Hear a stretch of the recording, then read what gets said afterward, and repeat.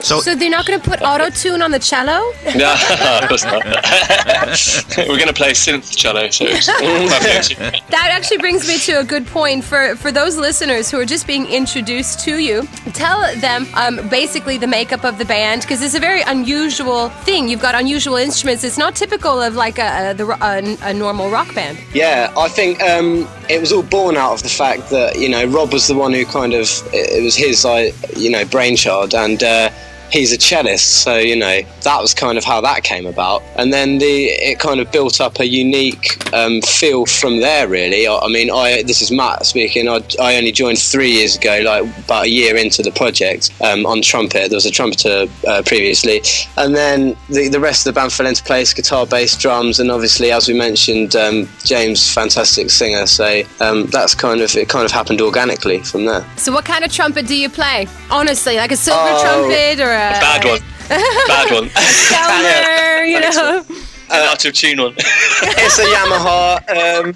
It's a Yamaha kind of professional series one, but it's seen better days. I'll be honest. I've had it for about 10 years, and it's picked up a few dents along the way. I've played in a few ska punk bands and wow. all sorts of stuff. Fallen off stands. I've sat on it, and it's got a bit messed up. I had a boyfriend who played trumpet, and I played saxophone, and he was always saying, "Oh, saxophone is such a cooler instrument. You'll never find a rock band with a trumpet player in it." And now then Two Spot Gobi. Good job. He's an ex-boyfriend, isn't he? Yes, exactly.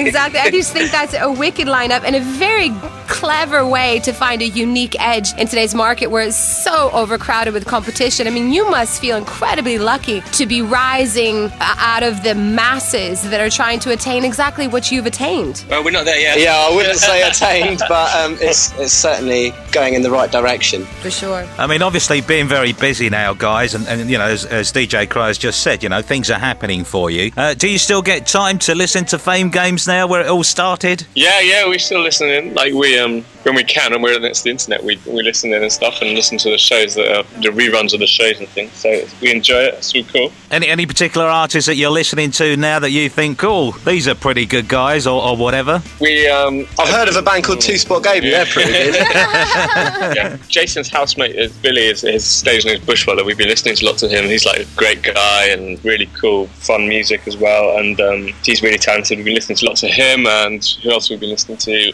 Who else? I can't actually remember who we've been listening to. We only really listen to Two Spot Gobi. And speaking of music and influences and things like that, take yourselves back a little bit. If you could make a theme song for Two Spot Gobi that would be like a classic track or even maybe a modern track, something that described you as a band or where you want to go, what would that song be? It can't be one of your own. I imagine some sort of nursery rhyme. Maybe Nelly the Elephant or something like that. No, like a classic tune. Oh, do you know what? Probably the Natasha Bedingfield. Shut up, mate. The one that gets put on all the time in the van is Satellite by Dave Matthews Band. That's kind of our anthem, it seems. Aha, excellent. There's one thing that I've just picked up on that I've got to ask you about. You've been invited to perform in Ecuador's Amazonian jungle at the end of the year. Number one, That's number one. That's in the pipeline. Is it? Early stages. That sounds like I'm a celebrity, get me out of here. Yeah, I mean, that sounds really interesting. I mean, how did that come about? Well, we had an interview with some guys from Fame Games, and they told us about it. No, that's Josh, really. He's, as I said before, he doesn't talk, he does stuff, and when he does talk, we tell him, when he does talk, we tell him not to talk. In fact, he's listening right now, so hi, Josh, and sorry about that, mate. All right, so you guys are going to be filmed on LA TV as well. That's coming up. Is that already coming up this next week, over the next couple of days? Yeah, we are.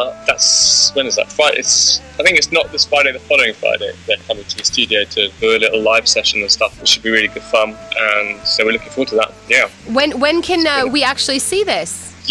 That's a good question. I'm going to hand it over to Matt, our television affairs correspondent. This is Matt reporting in from Two Spot Gobi Television Affairs, and the official word from our office is we have no idea.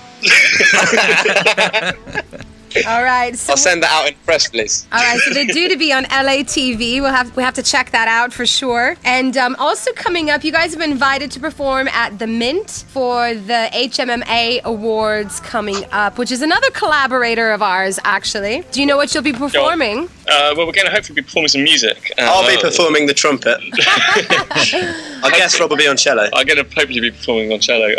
What we're going to play, well, that's all depends on how long we have and stuff, but we're looking forward to that. We're honoured that we've been asked to do that, so we're looking forward. That's on the 20-something of July. We do tend to write our sets. We create our sets around the audience, the vibe, the sort of venue that we're going to be playing, the amount of time we're going to be on stage, and that does mean that sometimes we're writing them as the band before are coming off.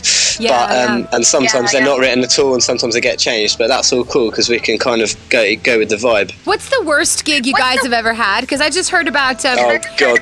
A gig where Lynyrd Skynyrd was opening up for The Who, and they had like 3 feet of stage just ahead of the curtain because, The Who had the wall of amplifiers and stuff. They couldn't fit, the opening act, and Lynyrd Skynyrd had to fit in that little 3 feet. Do you have a story like that? We've had some terrible gigs. Actually, the gigs have always been fun with ourselves, but the venues or like the crowds we've played to sometimes. Actually, we haven't had that bad. I can't, when you're sitting in a sunshine, it's quite difficult to remember all about things. For me, it's really bad when the venue's too big for the crowd, and we've had a few gigs like that in the past where there hasn't been enough people there to quite fill it. Often that's been one where we do like a support for a promoter in London or something, which we've kind of given up doing now because it's just rubbish. So they're the really bad gigs. The bad gigs. They're in the past, really. I can't think of a bad gig we've done in the last, or one I haven't enjoyed in the last 8 months or something. Like, you have ups and downs, and some you enjoy more than others. But I mean, we've been really fortunate in the last 8 months. Really, we've had some amazing shows, and as long as the energy is right in the group, then I think you can enjoy anything. Yeah. On the other side of that coin, can you think of one that really sticks in your mind as being, a fantastic gig for you? Yeah. For me, it was when we supported Jason in Portugal in which one was it? In Lisbon, wasn't it? It was in an old bull ring, and not that that's a fantastic thing, but the crowd there were just the best crowd that I've ever known. Like the most responsive. Like we were the first band on, and from the very first note we played, there was dancing and clapping and hands in the air and booing. And yeah. So not like those British audiences that just sit very, very reserved and tap a finger.